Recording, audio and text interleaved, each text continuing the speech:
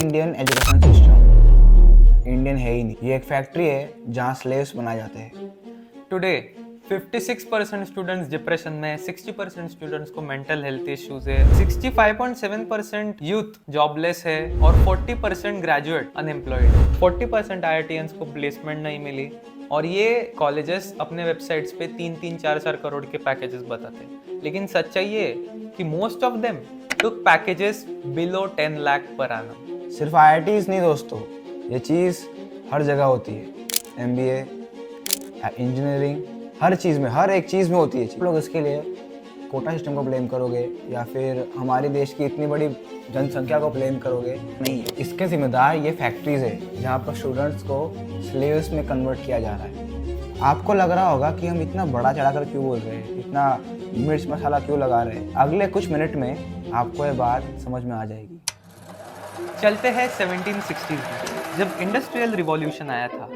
Machines को operate करने के लिए चाहिए थे ट्रेंड रोबोट्स स्लैश स्लेव्स जो उनकी हर एक बात माने बिना उन्हें कोई क्वेश्चन पूछे। थॉमस मकॉयल ने देखा कि इंडिया में सब कुछ परफेक्ट है, ये गुरुकुल सिस्टम बिल्कुल सही है, ऐसे तो हम कभी यहाँ के लोगों को हमारे स्लेव्स बना ही नहीं पाएंगे। तो फिर उन्होंने new education system, the Persian education system India में लाया, जिसमें इंडिया के लोगों को सिखाया गया गुरुकुल्स में बैठकर धोती और कपड़े पहनकर ज़मीन पे बैठकर पढ़ने से अच्छा है कि आप हमारे यहाँ पे आके सफ़ेद कपड़ा पहनकर पढ़ो। वो चाहते थे कि इंडियंस सिर्फ बाहर से ब्राउन हो, अंदर से ब्रिटिश बन जाए। हमें सिखाया गया कि जॉब पाना ही सब कुछ होता है। एक बार तुम्हारी अगर ब्रिटिश फैक्ट्री में जॉब लग गई तो तुम्हारी लाइफ सेट। और ये फ्रेज अभी तक चलते आ रही है। तुम आईआईटी में चले जाओ, तुम्हारी लाइफ सेट है। तुम सीए बन जाओ, तुम्हारी लाइफ सेट है। गवर्नमेंट जॉब लग जाए, तुम्हारी लाइफ सेट है। और दोस्तों, बाद में 1852 में द इंग्लिश एजुकेशन एक्ट पास किया गया। इस लॉर्ड मकॉले के लेटर में, जिन्होंने ये इंग्लिश एजुकेशन सिस्टम निकाली थी, इस लेटर में क्लियरली मेंशन्ड है, I have traveled across the length and breadth of India and I have not seen one person who is a beggar, who is a thief with such wealth I have seen in this country. Such high moral values, people of such caliber, that I do not think we would ever conquer this country unless we break the very backbone of this nation, which is her spiritual and cultural heritage. And therefore, I propose that we replace their old ancient education system, their culture, for if the Indians think that we all that is foreign and English is good and greater than their own, they will lose their self-esteem and native culture and they will become what we want them, a truly dominated nations. And this is how they conquered us. और पता है सबसे sad part क्या है? इनका plan successfully work किया। Although Britishers ने India कब से छोड़ दिया है, लेकिन इनकी मेंटालिटी इंडिया में से अब तक नहीं गई। अब आप कहोगे कि आज़ादी को तो 76 ईयर्स हो गए, राइट? उससे हमें क्या ही फर्क पड़ रहा होगा, क्या ही नुकसान हो रहा होगा। लेकिन दोस्तों, द सैड पार्ट इज, तो 1852 में इंग्लिश एजुकेशन एक्ट पास किया गया था, वो अभी तक चले ही जा रहा है और उसमें कोई चेंजेस नहीं किए गए। और अगर किसी ने चेंजेस करने की कोशिश भी की तो उसे सिस्टम से निकाल दिया गया। 2020 में न्यू एजुकेशन पॉलिसी निकली गई थी।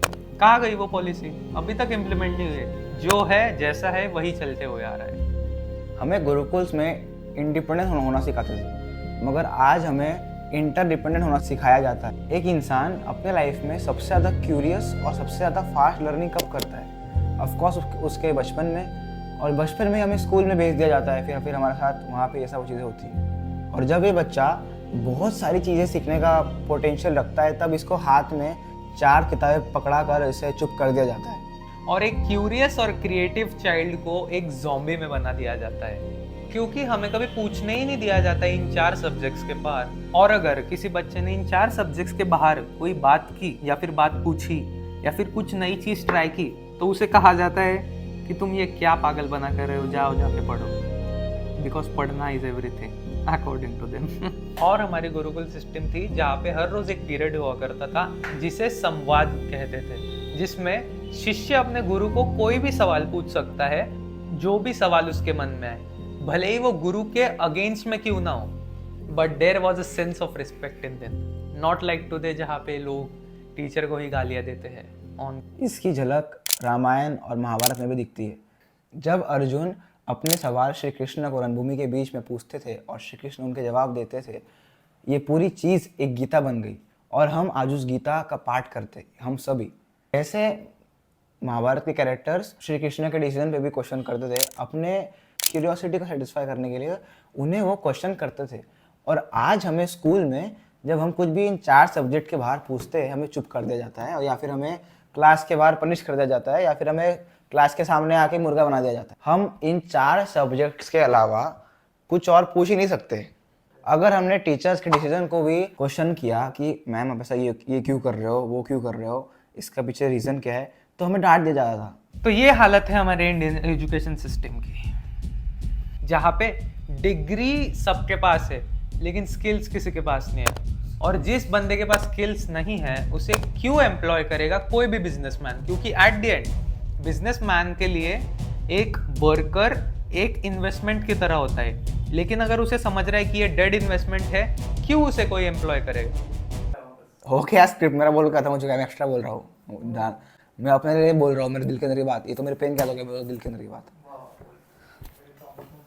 ये चलता है हमारे स्कूलों में।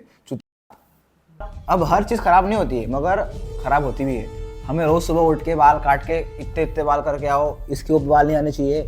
स्कूल में आओ सुबह 7 बजे, प्रेयर करो, क्लास के अंदर जाओ, 8 घंटा बैठो, निकल जाओ क्लास से। ये है ज़िंदगी स्कूल में। गुरुकुल के टाइम पे हम सुबह आते थे, हमारे ऋषियों के पैर छूते थे और उनके साथ बैठ के पेड़ के नीचे बातें करते थे। फिर हमें ऋषि हमारे फिजिकल चीज़ों के लिए भी अलग अलग काम देते थे। हमें लकड़ियाँ काट के आनी पड़ती थी, हम लोग खाना बनाना सीखते थे, हम बहुत चीज़ें करते थे।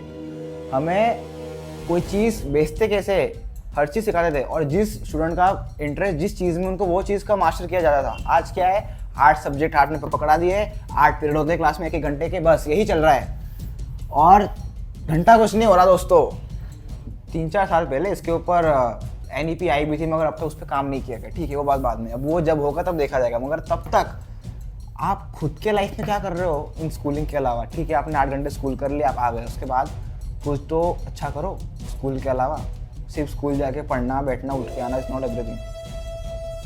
बट जो भी है, हमें तो नौकर बनाया जा रहा है, हमें नौकर से ट्रीट करते हैं स्कूल में।